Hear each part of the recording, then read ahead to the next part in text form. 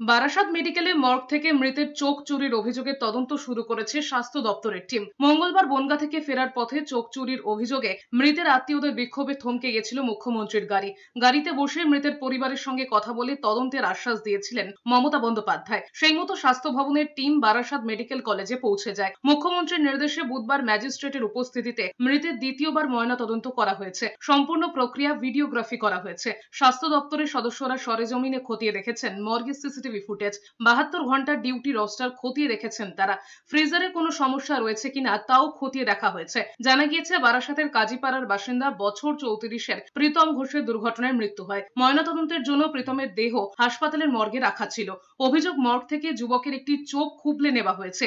এরপরই মর্গ থেকে চোখ চুরির অভিযোগ তুলে যশোর রোডে বিক্ষোভ দেখাতে থাকেন পরিবারের লোকজন।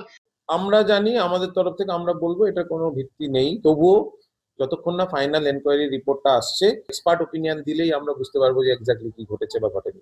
বিষয়টি নিয়ে তৃণমূলকে আক্রমণ করেছেন শুভেন্দু অধিকারী। হলদিয়া সভা থেকে বলেছেন, তৃণমূলের এমন অবস্থা যে মৃতের চোখও চুরি করছে। কি দেখলেন?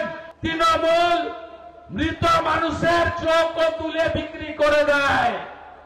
ভাবতে পারেন কোন রাজ্যে বসবাস করছেন আপনারা?